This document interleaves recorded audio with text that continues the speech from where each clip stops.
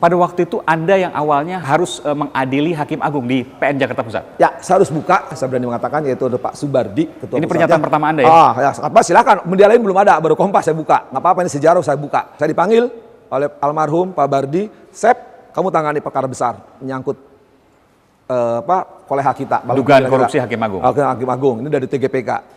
Ya Pak, saya mah nggak lihat. Pokoknya saya ditugasin dan namanya hakim menerima, memeriksa, memutus. Silahkan. Ada masalah siapapun saya adili, nggak ada urusan bagi saya.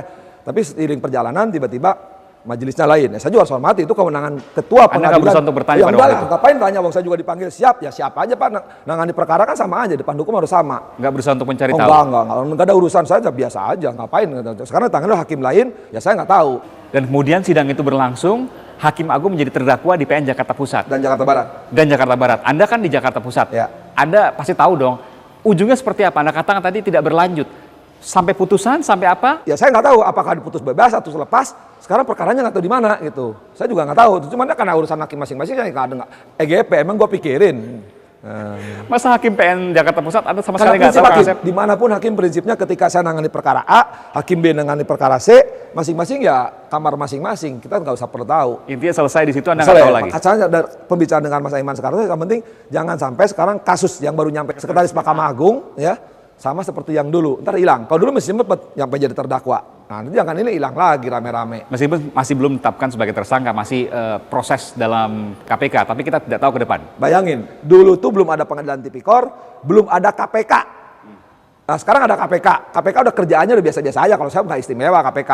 Yang itu yang ketangkep, gitu kan. Udah jelas KPK kerjaan gitu, masih melakukan hal yang sama. Dulu aja nggak ada KPK, nggak ada pengadilan tipikor. Bayangin, Hakim Agung jadi pesakitan. Kok sekarang yang derajatnya di bawah Hakim Agung udah dicekal.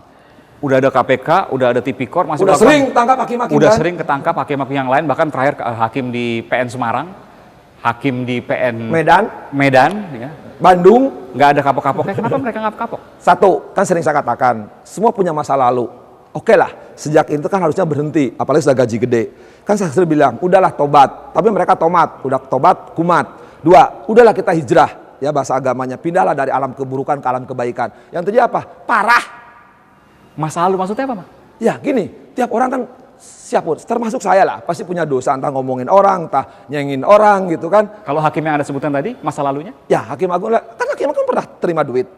Dulu gratifikasi suap belum diatur di undang korupsi. Baru korupsi kan tahun 2002 ke sini, suap dan artinya dulu adalah hal yang biasa, karena memang belum diatur karena dulu. Terima kasih lah, mungkin entah lebaran, entah Natal, menerima sesuatu, bagi itu hal yang biasa. Hal biasa mungkin. Nah sekarang itu adalah gratifikasi, harusnya berhenti dong. Apalagi setelah beberapa hakim ketangkep kan, entah Semarang, entah Bandung, entah Medan, atau sebelum-sebelumnya Jakarta Pusat, TUN, beberapa hakim itu kan ketangkep. Kenapa sih nggak belajar? Kan kalau kena sama juga kan, apalagi gaji juga gede. Kok kenapa nggak berhenti? Kenapa nggak hijrah? Kok marah parah? Gitu. Anda dulu belasan tahun juga pernah jadi hakim. Ya. Anda pernah mengalami mendapatkan tanda terima kasih yang sekarang disebut gratifikasi? Satu, ya, saya pengen ngarepin, nggak pernah ada. Kedua, yang paling itu memang kasusnya narkotika, si Ola. Dulu kan berapa miliar mau dikasih ke saya, cuma saya tolak. Anda hakimnya?